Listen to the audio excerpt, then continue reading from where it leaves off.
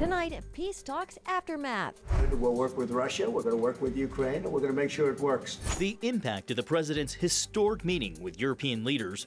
What happens next as the White House forges a path for peace between Ukraine and Russia?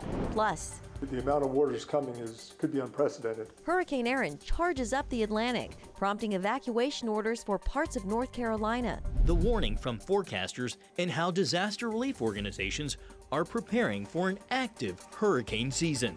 And they're all around us. Most microplastics you also can't see with the naked eye, but there are a few that you can, about the size of a pencil eraser. The health dangers of microplastics. And what doctors say you can do to lower your risk of exposure. All this and more.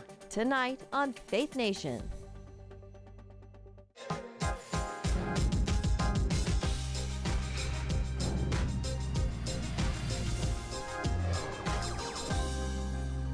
After 3 years of war, arch enemies at war could be closer to meet at the negotiating table. Good evening, I'm John Jessup. And in Washington, I'm Jenna Browder.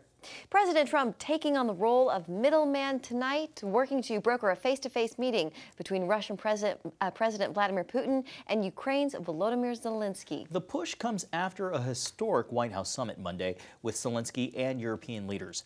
President Zelenskyy called the talks a, quote, significant step toward peace.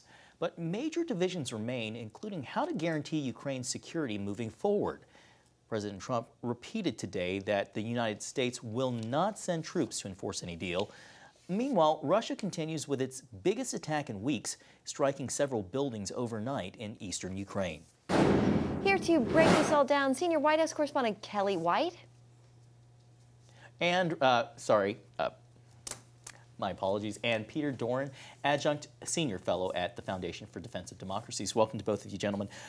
So, Kelly, let's start with you. Where do things stand now, and do we know anything more concrete about the potential meeting between Putin and Zelenskyy in this quest for peace? So, John and Jenna, first of all, good evening to you.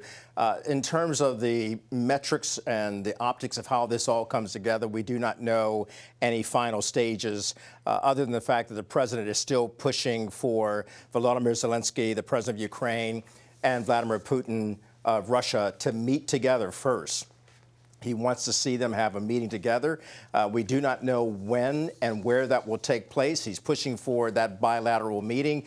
Keep in mind that during yesterday's meeting in the Oval Office, Volodymyr Zelenskyy had actually invited the president to participate in this meeting to make it a trilateral meeting. But the president says it's time for the two of you, meaning Zelenskyy as well as Putin, to get together.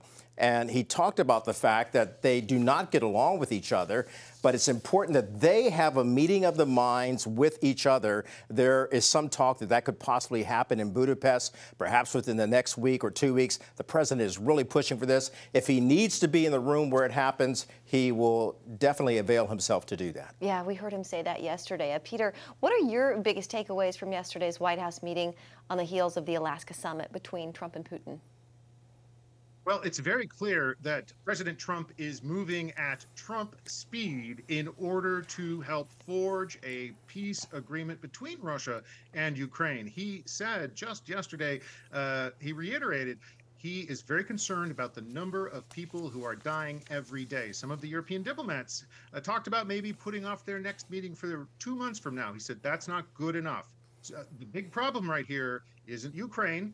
It's Russia. Vladimir Putin is trying to win more victories at the negotiating table than he's won on the battlefield, and he's injecting poisoned pills into these negotiations, and Trump is trying to cut right through that. Peter, speaking of poison pills, what are your thoughts about this bilateral meeting between Zelenskyy and Putin if Putin doesn't even look at Zelenskyy as a legitimate leader of Ukraine? And, you know, there have been past episodes where Putin has killed adversaries. So what are your thoughts about the two of them meeting alone? Well, it's certainly a risk. In fact, let's recall that in the early phases of this escalated invasion back in 2022, Russia actually sent in hit teams into Kyiv to try and assassinate President Zelenskyy. Now, thankfully, they did not succeed. Obviously, the Ukrainians are concerned about security issues. I don't think that's going to be an issue if President Trump brings both sides together and turns a bilateral meeting, so between Russia and Ukraine, into a trilateral meeting with President Trump in the middle. What needs to happen now is for the Ukrainians to make the best decision possible about how much of their land they don't think they can take back, and for the Europeans and America to make major security guarantees so that this war ends and never starts up again.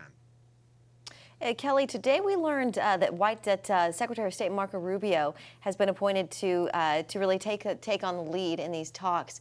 What can you, with Ukraine and Russia, be the point person, I should say. What can you tell us about that? Well, look, the Secretary of State, Marco Rubio, has been very much in front of this, as well as the envoy, special envoy to Ukraine and Russia, Steve Witkoff. Both of these men, in particular, Marco Rubio, has been in the room where it happens. He's actually helped the President of the United States figure out what kind of man Vladimir Putin truly is. And it's helped the President in getting Putin to the table in such a quick amount of effort and time to get this man to the table, which took place in Alaska on Friday. Here we are on Tuesday, and we're talking about the possibility that the two men, Zelenskyy and Putin, will meet together. That is all done because of the efforts of not only President Donald Trump, but also his Secretary of State, Marco Rubio, and his Special Envoy, Steve Witkoff. And then there's Mr. Kellogg as well. So the President really has assembled the right kind of team to deal with Putin, to deal with Zelenskyy.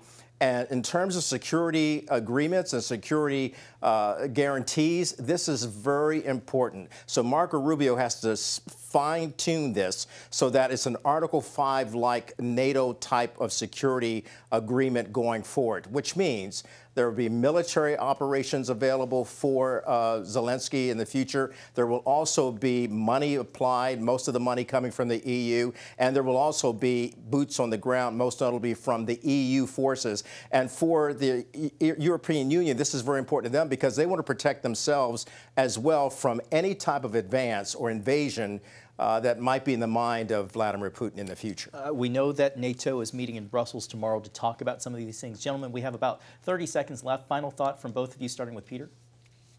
Well, thanks. I mean, this, what we just heard from Kelly underscores the importance of having allies. We have European allies that are ready right now to put themselves in the fray, to send their soldiers to Ukraine.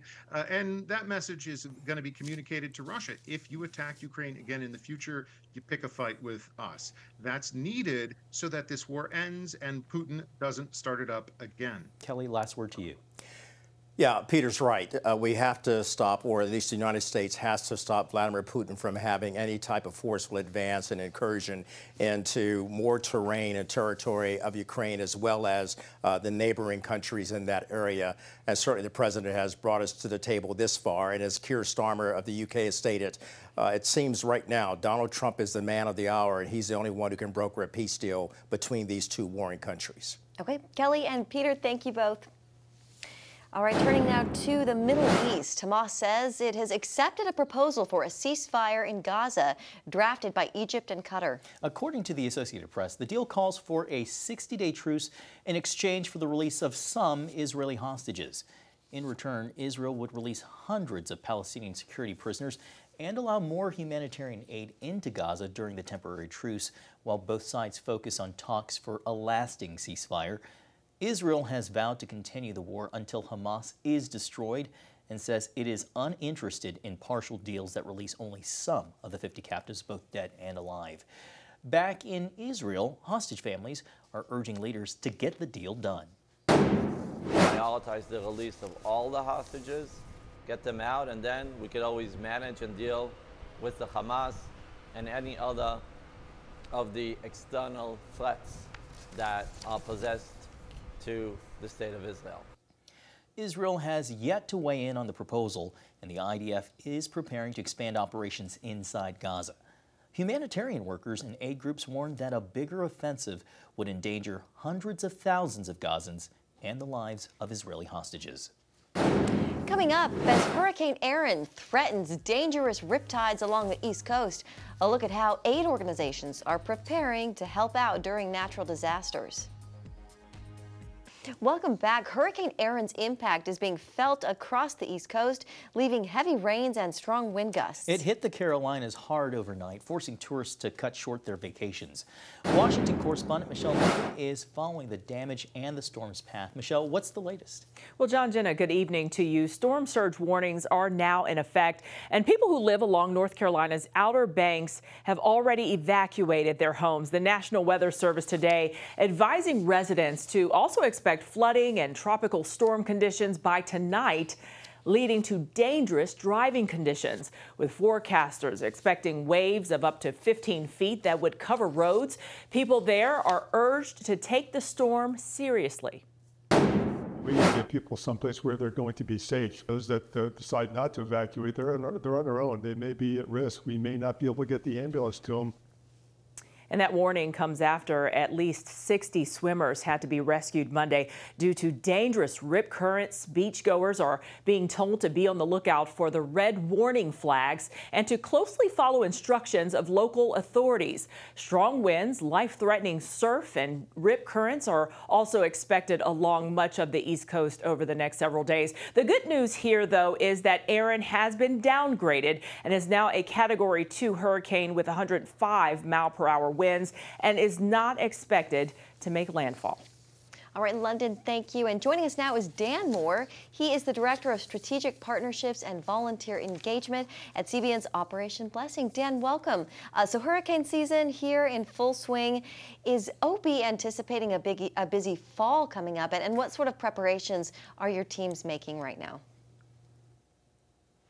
Well, it's great to be with you at Faith Nation, and it is going to be a busy season. That's what they're forecasting, and Operation Blessing's ready with our equipment as well as our truckloads to bring in needed aid and supplies like hunger relief meals and hygiene kits, as well as water, so that Operation Blessing can be poised and ready to respond when disaster strikes communities.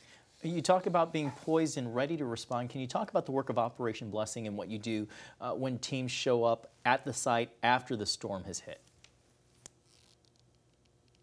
Storm hits, Operation Blessing works alongside of local churches and local officials to really determine what are the greatest needs. We mobilize volunteers to help do the cleanup work, which is so difficult for so many families that are just struggling and don't know what to do. We just done that recently in Texas. Our team is still on the ground in Texas after Kerrville was hit so tragically with so much loss. We begin to rip out the sheetrock, begin bringing that to the road, and begin walking alongside communities that are just devastated, as well as providing the cleaning supplies and distribution items and serving hot meals out of our mobile kitchen so that families can begin that road to recovery. It's a long road after disaster strikes, and that's where Operation Blessing comes in, partners with local churches and local communities to help them get back on their feet. Yeah, and Dan, and it's not just the physical needs that you talked about. It's also the hope aspect and giving people that hope with the message of the gospel. Talk to us about that.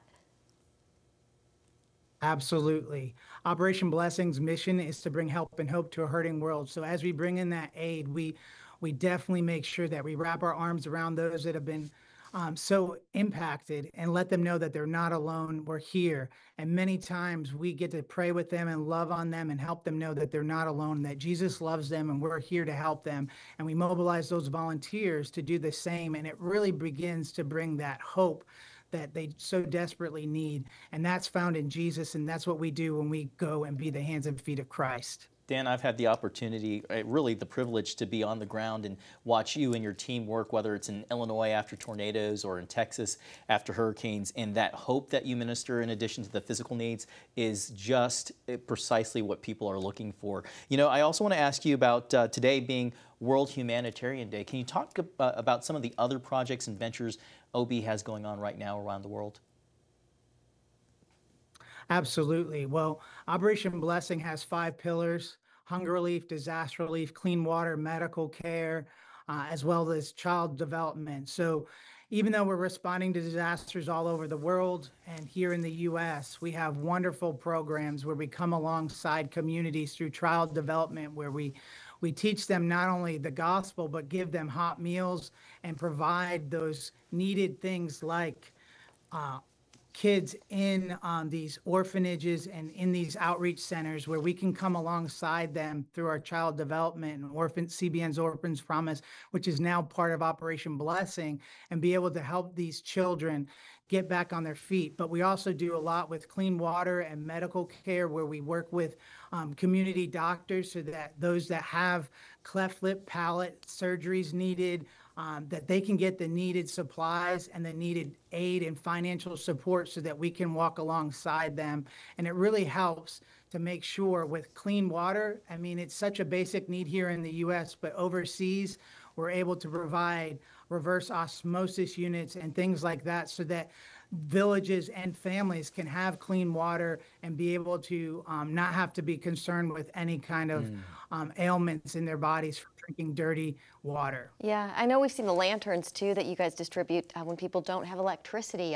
It's things like that that make a big difference for people in areas that have been devastated. Dan, just a few seconds left, but how can people help if they want to? Well, we definitely need your prayers as we go into hurricane season, not only here in the U.S., but obviously we respond all over the world. So you can go to our website at ob.org/disaster relief, and you can learn more of how you can support as a volunteer or how you can give, and always be in prayer as we respond to be the hands and feet of Christ, not only here in the U.S., but all over the world. Okay, Dan Moore with Operation Blessing. Dan, thank you, and thank you for all that you do. Thanks, Dan. Well, up next, microplastics are turning up literally everywhere in your food, your water, even your brain. How to limit exposure, next on Faith Nation. Well, welcome back. Plastics can be found almost everywhere. One place you'd least expect, inside our bodies. Yeah. Scientists, though, have discovered traces of plastic in the gut, in arteries, and even the brain. Yeah, that's why health experts are recommending cutting down on exposure to plastics. Medical reporter Lori Johnson explains why that's easier said than done. To look at it, plastic appears pretty sturdy, and scientists have discovered even in attempting to destroy it, plastic breaks down into little, likely toxic particles that make their way into our bodies. Those remains are called microplastics and their smaller counterparts, nanoplastics. You need very sophisticated machinery and equipment to detect nanoplastics. Most microplastics you also can't see with the naked eye, but there are a few that you can, about the size of a pencil eraser. Scientists became concerned after discovering microplastics in a wide range of body tissues, including the kidneys, heart, and brain. Some organs, like the brain, appear more vulnerable than others. And microplastics turn out to concentrate in the brain far more than the liver or the kidney. That's just been published recently. And they are associated with increased risk for cognitive decline, unfortunately. Looking further, scientists found 10 times as much plastic in the brains of deceased individuals who had been diagnosed with dementia compared to those without the condition. The story about microplastic gets worse with almost every passing month. Heart surgeon Dr. Stephen Gundry points to research showing that plastic in someone's arteries puts them at greater risk of death in case of a cardiovascular event, such as heart attack or stroke. Blockages just from these microplastics, because these are actually foreign material. And we had no idea that these guys even existed until we started looking for them. They also found these tiny toxins can disrupt the gut microbiome. The more microplastics we ingest, we start really changing the bacteria in our gut. And we prevent the bacteria in our gut from making really important compounds. One of them, believe it or not, is hydrogen gas. Research shows microplastics can interfere with the body's hormone system. It can have disruption of estrogen signaling. It can also disrupt thyroid hormone signaling. They've even been linked to an increased risk of cancer. For these reasons, experts recommend avoiding plastic when possible. It can be an overwhelming task, but we can start by drinking water out of reusable metal or glass bottles instead of plastic ones when possible. I definitely don't want individuals to suffer from dehydration, especially in the hot summer. And so, by all means, it's far better to drink water out of a plastic container than not drink any water at all. If you use plastic water bottles, don't leave them in a hot car or direct sunlight because UV rays will break down that plastic. That's why you often see labels or warnings to avoid putting plastic in the microwave because heat can cause it to leach into the food. Likewise, experts say it's best to use glass or metal containers when storing food in the refrigerator or freezer. Same goes for not washing plastic in the dishwasher and also avoiding non-stick pans like Teflon. The plastic breaks down over time. Again, that leaches into the product and that gets into our bodies. So if you have objects in your house, even cosmetics that are expired, I would recommend throwing them away. While research continues on the extent of harm caused by microplastics, early evidence suggests it's best to both minimize your exposure to them and pay attention on how best to use them. Lori Johnson, CBN News. Great advice. Thank you, Lori. And still ahead, a young girl's ingenious idea to help the homeless. That's next on Faith Nation.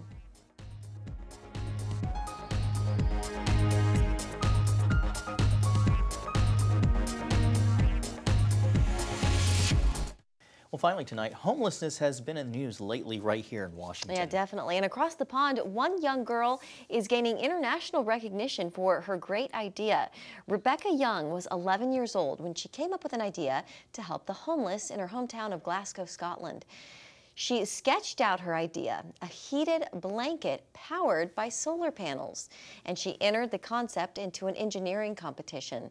Rebecca ended up winning that competition first place, and now 2 years later, a company called Thales is making and donating these blankets to homeless shelters across Glasgow. I found out that they were actually going to hand them out to homeless people, and I was very proud of that. Rebecca was honored in Time Magazine's Girl of the Year edition for her invention, and she says she hopes to inspire other young people to use their creativity to help others. I think she has a very bright future. Wow. I would have to agree. At 11, coming up with that idea. She's and just now 13 now, on Time's Girl of the Year award. Yeah. I think she's on the right track. All right, that's going to do it for Faith Nation. Have a great night. We'll see you right back here tomorrow.